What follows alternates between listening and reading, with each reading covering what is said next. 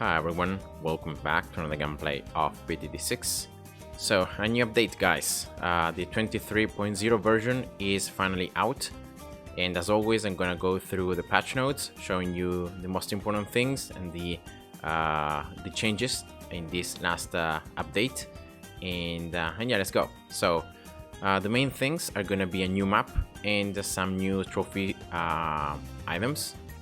And the new map is going to be an expert one, and it's called a Ravine, and it's very similar to it reminds me of that BTD5 map. I think it's like Dark Forest called, and then as you can see here, new trophy store items. So the pineapples projectiles, they should be this one. Then tracker hats, something for the Bloons, for the BFP. And yeah, so let's just take a look at those things.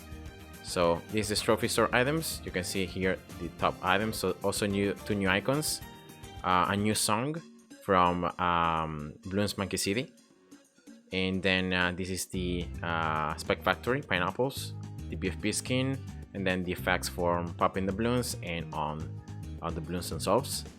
And then the new map is this one right here. Now this map, I've just tried it to see how it is, and it looks very challenging because you're gonna have two paths from where the Bloons are gonna come from, this one and then this one, and the Bloons are gonna just be alternating between like coming from the right side and the left side. So pretty much on the odd rounds, so round 1, 3, 5, 7 and so on, the Bloons are gonna come from this side, and then right here they're gonna just split, and then they're gonna follow this path right here, and then this other path down there. On instead rounds 2, 4, 6, 8 and so on, the Bloons instead are gonna come from this other path. They're gonna split pretty much right away, so it's not like this one that there is a little bit of a straight line and then they split. They're gonna just split right away, and they're gonna just follow this path here and then this other one. So yeah, I'm gonna just start here to show you guys what I mean by this. You can see here, half Bloons turning left, half turning right, and they just follow the path, and that's pretty much it. Another huge thing about this map is I think obstacles, because if you just try to place a sniper, you can see how much red there is on the map. So all these walls here, all the trees are gonna be blocking your line of sight by a lot. So yeah, it's just interesting, and the fact that is that you can't remove any of these obstacles. Like if you try to click around the map to see if there are any removables, you just can't remove anything. So yeah, it's just very interesting. I think it's gonna be quite challenging, especially dealing with this path right here, because it's the one that is really like distant from the other ones. Like the other ones right here, you can see that they're pretty close to one another, like this one and this one. So if you like place towers around here, you should be able to target the three paths. But this one instead is just completely off the other ones. So, and it's very short. So I think this path is gonna be the one that's gonna really be the challenging one. And yeah, as for strategies, I don't really know what to do, because like subs here, as you can see, are useless, because the walls are gonna be all around water. And so yeah, like water towers are useless because they cannot even reach the Bloons, they cannot even attack the path. The only solution would be like placing a Buccaneer and then going with something like the 4th upgrade in the top side, so without like an aircraft carrier or carrier flagship, where you have the aces, and because aces just fly around, they gain the ability to attack the Bloons. But until then, your water towers are gonna be useless. So yeah, I don't really know, like just by looking at this map, I don't even know a good strategy, because you still need to take care of this path, and of course all the other ones. So I think we're gonna need like a split strategy. So we're gonna need some towers like here or here, or around here, and yeah, so it's just interesting. I want to see some strategies going on. And then yeah, some changes to challenge browser, but I'm not gonna really go through that. Here says some changes or additions It's pretty much just something for the, you know, the upgrades or how they look like or stuff like that. And Apocalypse, you know, now displaying a victory icon around 60.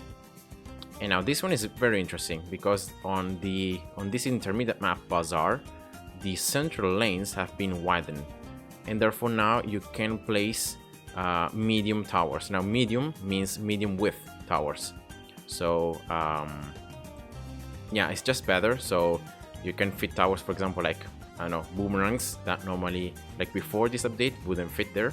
Now they will fit. So I think it's just to make the map a little easier. Here, bug fixes. I don't really think there isn't much other than down here, if I remember correctly. Yeah, here are some bugs, and yeah, this one is very, very important, because now necromancers will no longer deplete the grave from current round before previous, and that's something important because it doesn't seem so, but at the beginning of each round, you start like the necromancer started losing the Bloons inside the grave before even being able to destroy the Bloons in the new round. Now this one means that you're not gonna actually deplete the grave from the current round until you complete and you deplete all the grave from the previous round. So in that way you can keep on having the grave stacked up, and you no longer like have the very sad thing where necromancer didn't have any Bloons inside, and so it was just bad. So yeah, this is very nice. And then here are some other bug fixes, but I don't think there is nothing worth mentioning. Again, Obin. Hopefully now Brambles are going to be staying after loading a save game. And then finally on the balance changes. Now here is very interesting because it's still, you know, nerfing or buffing mostly some towers, even after all this time, you know, that the game has come out. Some buffs for the Juggernaut. You can see more damage but less pierce, so pretty much double damage but half pierce. The Sharpshooter, as the attack rate has been increased by 0.1, so that's pretty much a little bit less than like 10% increase, but the damage has been reduced as well by 1, so like a little bit faster but less damage. Glaive Lord, less expensive, so yeah, that's pretty much it. A huge nerf to Mob Maulers. Now they're gonna do 1 less bonus damage to ceramics. And now the 4th upgrade though remains unchanged, so I'm pretty sure it still deals the same 4 layers of damage to the ceramics. But yeah, now Mob Maulers are slightly less strong against ceramics. Now Attack Shooter, this is very interesting because they have like buffed the attack zone damage, so like double damage, 1 extra layer. The range has been reduced by a lot, and the pierce also has been reduced by more than half. But now the cross path on the middle path, as you can see here, the range has been increased by even more than what it was before. You can see here 46 and now it's 50, and the pierce also has been increased to 10, so that's also more than what it was before. And I want to show you this because this is very, very interesting. So do you remember how large the attack zone range was before? Now look at this, just 0.05. Now it's very, very small. And when you get the cross pass, especially the second one, see now the boost in range, and also you gain the boost in terms of pierce. So now this is pretty interesting because before this update, like 2.05 attack zone was always better because you always dealt more damage by having faster attack speed. But now that the range is less and also the pierce is less, now it might be interesting to try out the 0.25 attack zone, because now you gain more pierce, more range, and therefore in certain maps and in certain scenarios or with certain strategies it might be the best cross path now. So yeah, it's worth you know, trying it out and seeing what works best. So yeah, this is very interesting. Then Ice Monkey, again, some buffs here, less expensive. Also Arctic Wind, less expensive. Cryo Cannon, less expensive, so a lot of buffs. And now the cooldown has been decreased by half, so it's half now. The Snowstorm, 30 seconds rather than 60. Blue Gunner, again, slightly buffs here, a little bit less expensive. The 4th upgrade here, more Pierce, 1 more Pierce. And now there is a nerf though on the mob glue. Now the slow amount has been reduced, so that means that the glue is not gonna slow anymore by 375, but now it's by 250. So it's actually a huge nerf. But now the 4th upgrade, the slow remains as it was before. So I'm pretty sure now they want us to just not get the 3rd upgrade, but to get maybe the 4th one, to still have the stronger glue. But yeah, that's just a nerf. Sniper, once again, they're buffing the top side, the top path, by 20, actually the damage of Grip of Mob. And again, the Pierce of Supply Drop, but it's an upgrade that like I've very randomly used, and yeah, it's just double. I don't know how much difference it's gonna make. The sub here, also very interesting, because see that the 400 Bloontonum Raptor, the Pierce has been reduced by 20. So that's quite a lot, you know, comparing from 70 to 50. But now the crosspath in the middle, once again, is gonna enhance that Pierce. So you're gonna still lose it with the first crosspath, so you can see from 84 to 70. But then on the 2nd upgrade, you gain 100 Pierce. So once again, that's even higher than what it was before. And yeah, so that's just you know, interesting. But I'm still pretty sure, I've done some tests on the sub here, and I'm still pretty sure the other crosspath is just better. So the 402 sub is still better after all these, even after these buffs to the middle path. So so yeah, here, for example, now with this 2nd upgrade, all right, you're gonna gain all that Pierce. So all the Pierce that you lost from the previous levels, you gain it with the 2nd one, right here. But I'm still pretty sure I've done some tests, and that the 402 sub is actually still better, and it deals more damage overall. So yeah, it's just better to go with this.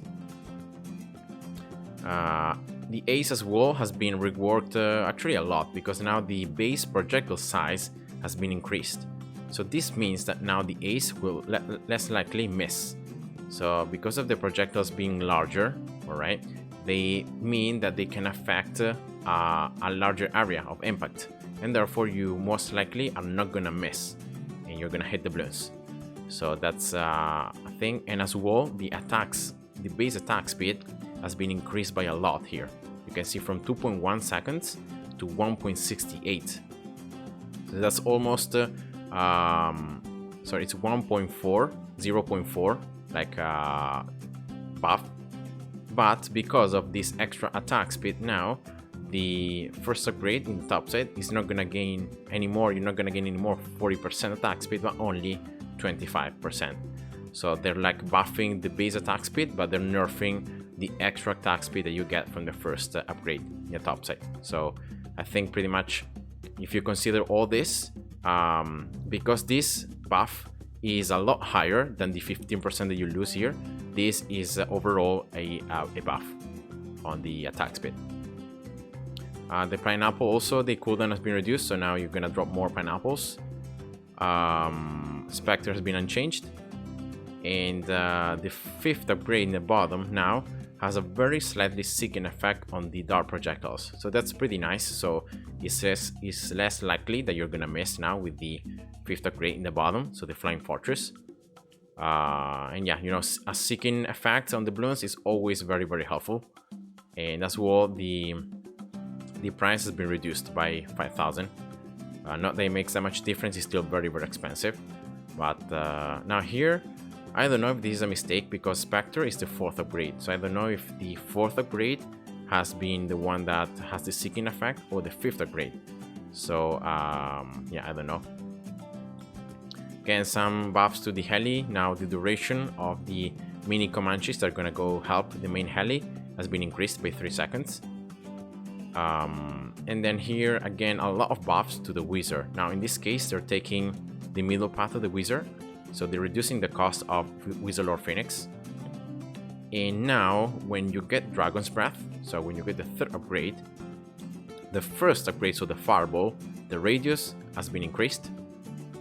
It's gonna do more damage, and with the 5th upgrade, this damage is increased by a further 8 layers. So the Fireball damage, so this damage right here, as you get the 3rd and then the 5th upgrade, that Fireball, that is the one that deals now more damage.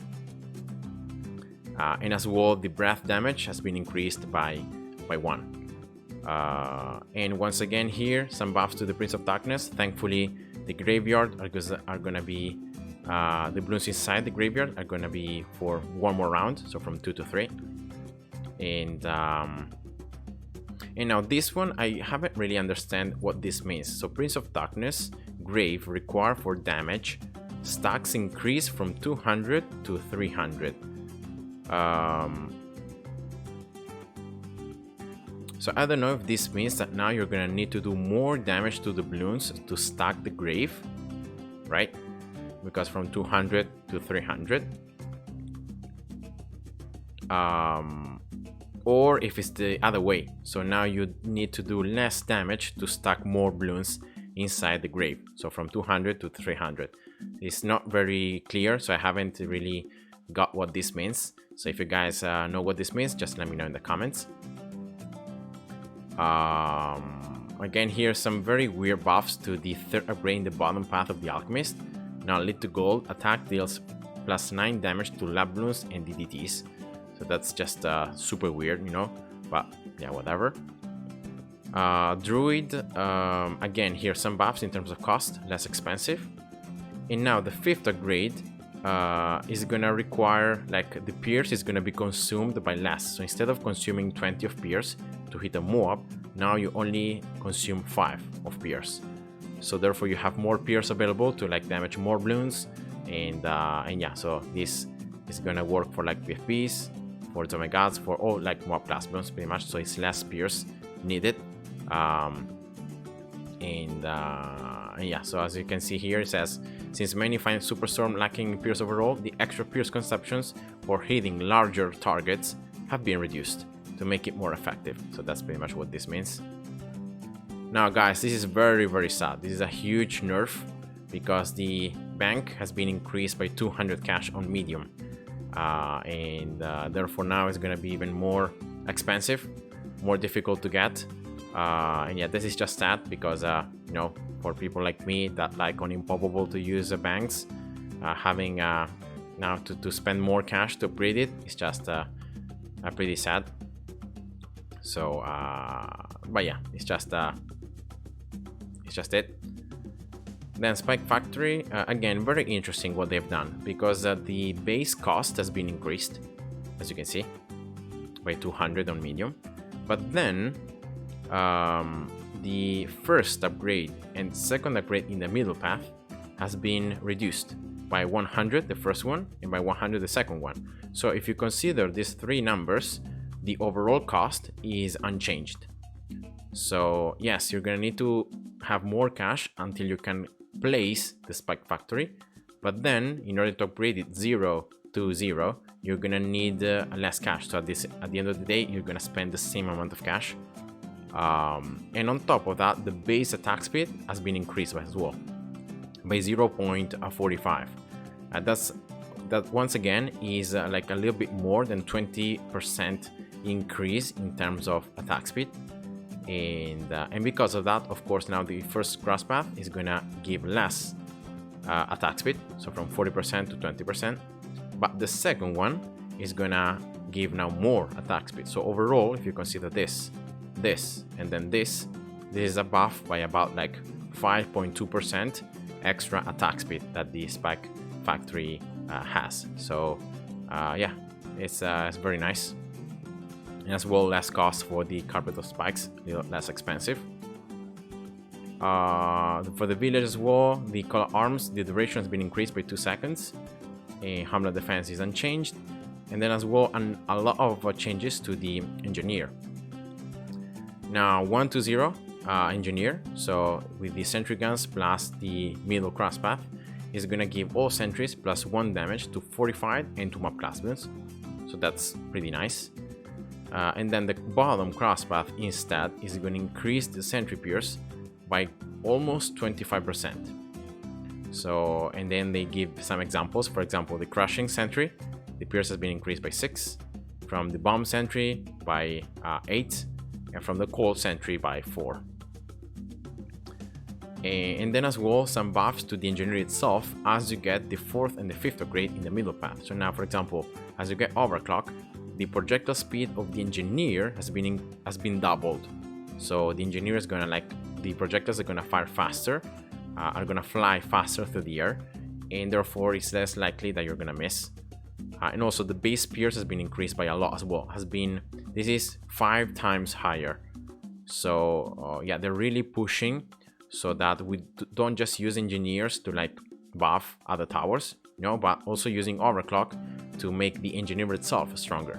So yeah, it's just pretty good, you know, if you consider also this kind of cross path. So like a 2-4-0 engineer now could be quite nice, or like a 0-4-2.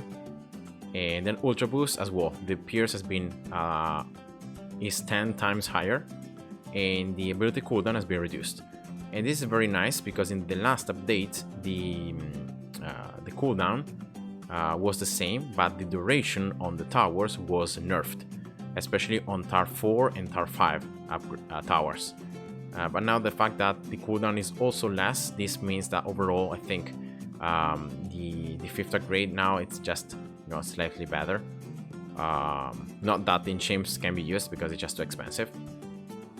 Bloon trap, the rate has been increased as well, so now more traps are going to be dropped. And as well, the crosspath on the top side now has 0.2 higher the buff of dropping rate, so even more Bloon traps.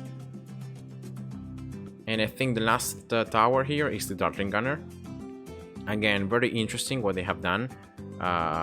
Here is just you know, some changes on how the upgrade works, but I don't think it really is gonna change that much. Ray of Doom has been reduced in terms of cost, but still it's just very expensive. Now this one is interesting because here, like when you get the top side crosspath, now the spread reduction has been increased by 30% to 60%. So now that means that when you use here this one, so I'm going to just show it to you. So before, what happened is that when you had Rocket Storm, all right, and you use the ability here, you can see how much this missile spread. Now when you get the first upgrade, now the missiles are much more concentrated, as you can see from in the center. So that means you're going to be able to be more focused and to target the Bloons that you want to target. So this is very nice, and also you can concentrate a lot your damage rather than wasting a lot of missiles, you know, going around and not destroying anything. You can really make the missiles like target the Bloons and not be wasted. So this is a very nice thing they have done. The MAD price has been reduced by just a little bit. Backshot also has been reduced in terms of cost. And now this is another very nice thing. Now Backshot is gonna knock back non-mob class Bloons for a small amount, and it's like a knockback effect from the Super Monkey. So it's exactly this same mechanics. Now it's not gonna work permanently as this one, but it's gonna work well every time that the Dartling Gunner is gonna attack. So yeah, it's just like a knockback, like a mob press effect on mob class Bloons, but it's on the Bloons. So for example here, if I just do this, right, target independent, and I just spawn, I don't know, like around 60, maybe 76, yeah, why not? You can see that some Bloons are being knocked backwards. So see the Bloons, you know, just being knocked backwards a little bit. It's not gonna proc, it's not proccing permanently, all right? but it's proccing once every like maybe 1 second, 2 seconds. So yeah, it's pretty nice, you know, having a knockback effect on this tower. And because it affects the 3rd upgrade, of course, it affects the 4th and the 5th one. So here I showed you the 4th upgrade, but as you can see, it's still working. And then that's it. Some buffs here to Gwen as well. Hit it up now, triggers more times. Adora as well has been buffed. Now her level 10 ability is gonna do more damage. So it's gonna do one extra layer of damage at level 10, 2 extra layers at level 15, and then level 20 is gonna be the same. And a little bit of a nerf to Etienne. Now his level 10 ability is gonna last 2 seconds less at level 10, and then 5 seconds less at level 15. So yeah, they're just nerfing him a little bit because his ability was just very powerful. But yeah, that's it, guys. That concludes these patch notes. So yeah, that was it. I hope you enjoyed, and see ya. Bye bye.